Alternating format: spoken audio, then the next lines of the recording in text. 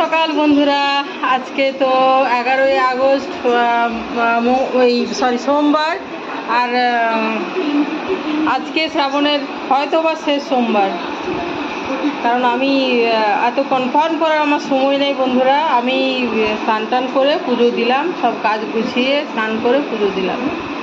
শ্রাবণের শেষ সোমবার হলে ঠিকই আছে, আর যদি শ্রাবণ মাস পেরিয়ে গেছে আমি তাও জানি না, কারোর সাথে আমার সেরকমভাবে কথা হয়নি। তবু সোমবারে শিবের পুজো দিলাম, অসুবিধা তো নেই। তারপরে চা খাচ্ছি। দেখো এই গ্লাসটা, ধরো তোমরা, আমরা এক জোড়ায় নিয়ে এসেছিলাম কোথা থেকে বলতো, তো বিষ্ণুপুর থেকে। তোমাদের দাদাকে চা দিলাম, দুধ চা, আমি একটু দুধ চা খাচ্ছি। আর দুধ চা অনেকদিন পর বানালাম, দুধ চা আমিও খাবো, আদা দিয়ে দুধ চা। তো এই যে কাপটা খুবই একটু ছোট। বাজে এখন 9:05, 9:06 হলো হয়তো। অনেকটা রান্না এগিয়ে দিয়ে বাসি কাজ করে তারপরে পুজো দিলাম, স্নান করে। স্কুল আছে 10:30 থেকে। তো বন্ধুরা, রান্নাঘরে চলে এসেছি। আসতে না আসতে ফোনটা অন করতে না করতে পুড়ে যাচ্ছি। কেন জানো তো? সম্ভবত এইটার জন্য না, মাছও ফাটে। এটা একটা ডিম দেখা যাচ্ছে। হ্যাঁ, ডিমের হয় না সরু মতো ঘর। কালকে একটা ভেজেছিলাম, আজকে একটা ভাজছি গোটা। কমিয়ে ভাজবো, 4 পিস করে দেবো, 4 জনের 4 টুকরো। নুন হলুদ মাখিয়ে অনেকক্ষণ রেখেছিলাম, নুন ঢুকে গেছে ভেতরে মাছের সাথে। বেশি ডিম ছিল না বলে মাছটার টেস্টও বেশি। একটুখানি ডিম হয়েছিল আর কি। মাছটা ছিল 1 কেজি 300 ওজনের। আজকে তোমাদের দাদাও আছে।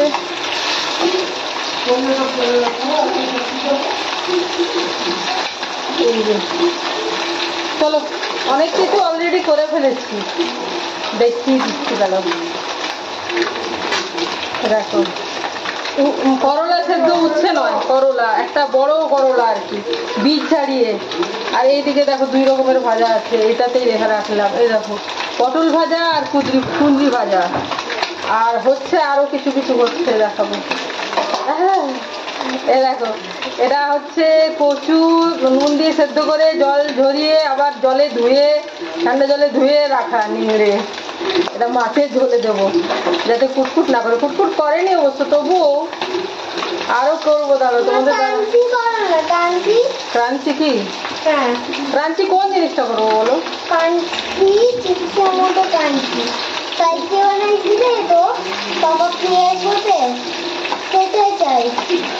দেখছি ভেবে কোনটা বলতে জানি। আচ্ছা, বিকেলে করে দেবো, বেগুনি করে দেবো, ঠিক আছে? তোমাকে স্নান করাবো, ওর স্কুল 10:30 থেকে স্কুল, স্নান করাবো। কালকে রুমালি রুটি এনেছিলাম আমরা, ও বাচ্চা তো ঘুমিয়ে গেছে। আজকের ব্লগে দেখতে পারবে। তো ও রুমালি রুটিটা ফ্রিজের মধ্যে রাখা ছিল, যে প্লাস্টিকে দিয়েছিল সেই প্লাস্টিকটাতে মুড়িয়ে রাখা ছিল। এই যে পটল ভাজা আর কুঁদরি ভাজা দিয়ে, ওগুলো দিয়ে ও খেলো রুমালি রুটিটা সকালে।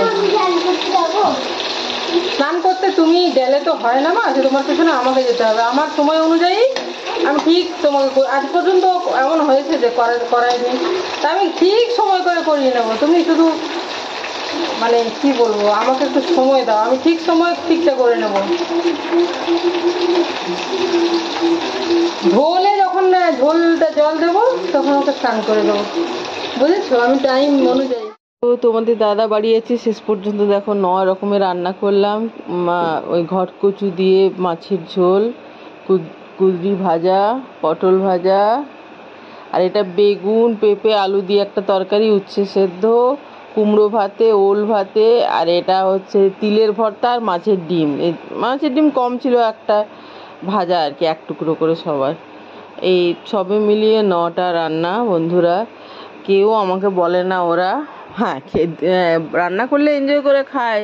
আমাদের দাদাও এখন সবজি বেশি খাওয়ানোর চেষ্টা করি, যেহেতু বাড়িতে কম থাকে, হোটেলে সবজি খাওয়া হয় না। দেখো বিকালবেলায় কি হচ্ছে।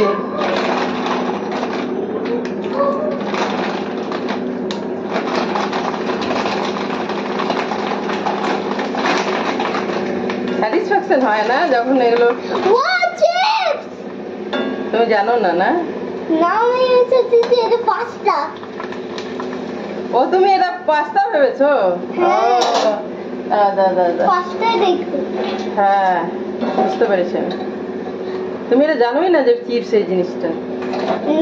ও হ্যাঁ, কোনোদিনই আমি দেখি। আচ্ছা আচ্ছা, বুঝলাম। একদমই পাস্তার মতো দেখতে, ঠিকই বলেছো। সরো আসলে এত গরম। ঠিকই বলেছে, এটা পাস্তার মতোই দেখতে। ঠিকই, ও জানেই না যেটা চিপস। তুমি এখন হ্যাপি জানতে পেরে? চিপস খাবো। ও, এই জিনিসটা বুঝতে পারিনি গো, এটা পাস্তা ভেবেছি। আমি ভাবছি সেটাও জানে না।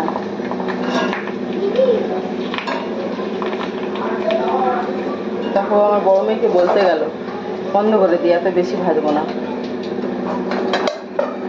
তোমাদের দাদাও বাড়ি আছে, চা করবো।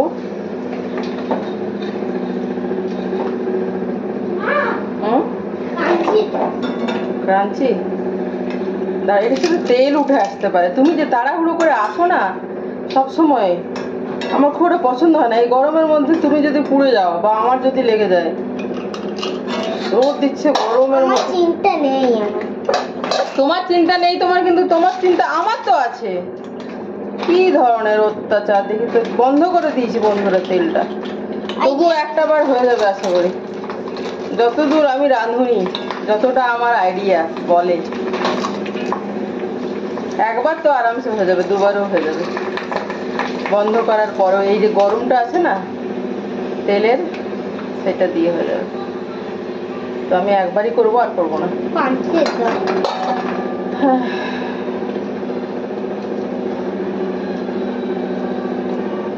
তুমি এখন রান্নাঘর থেকে যাও, তেলটা ঠান্ডা হোক, তারপর আমি ঢাকার ব্যবস্থা করবো। এটা এখানে এরকম থাকুক অন্তত 5-7 মিনিট।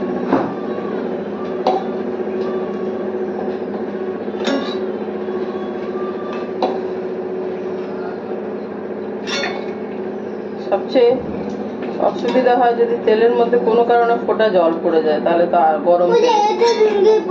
চলো অনই করা আছে ওগুলি। আরে দেখো, সন্ধেবেলায় রেডি হচ্ছি। সোমবার নাচের ক্লাস থাকে আমার ছোট মেয়ের। বিকেলে ওর বাবা পৌঁছে দিয়ে এসেছিল, আর সন্ধেবেলায় আমি নিতে যাচ্ছি। একটু রেডি হচ্ছি, রেডি না হলেও হয়, কিন্তু রেডি হচ্ছি ইচ্ছে করে।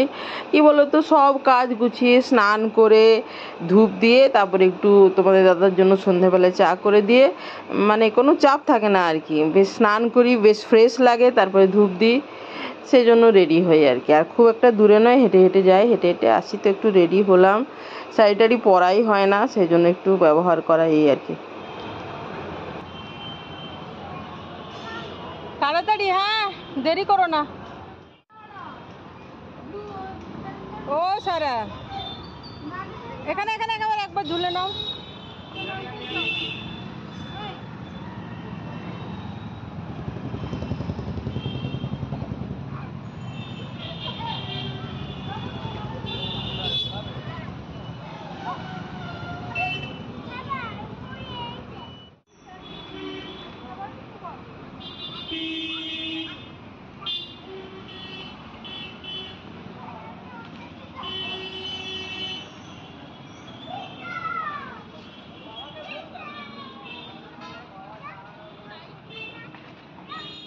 তো ফিরলাম বন্ধুরা।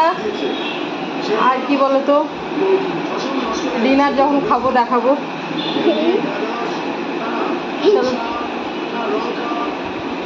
চুড়িগুলো পরেছি, না পরলে পরা হবে না, সেই জন্য পরেছি, সময় করে পরেছি, আবার সময় করে খুলে রাখতে হবে। এটা একটা সময় সাপেক্ষ ব্যাপার। সারা শারদীয়া প্রোগ্রাম আছে বন্ধুরা, সেপ্টেম্বর মাসে। আর এইসব জায়গায় সব প্যান্ডেলের ইয়ে পড়ে গেছে গো, দুর্গাপুজোর প্যান্ডেলের বাঁশ টাছ বাঁধা হচ্ছে। কত তারিখে পূজা? 27 তারিখে পূজা। কলকাতায় সবচেয়ে আগে পূজা লেগে যায় না, মানে মহালয়া থেকে প্যান্ডেল খুলে দিতে হয় এই আর কি। চলো, তো শান্তিনিকেতন বেড়াতে যাওয়ার ভিডিওটা দিয়ে বন্ধুরা শেষ করছি। তোমরা সবাই ভালো থেকো, সুস্থ থেকো, আনন্দে থেকো, সবার মঙ্গল কামনা করি।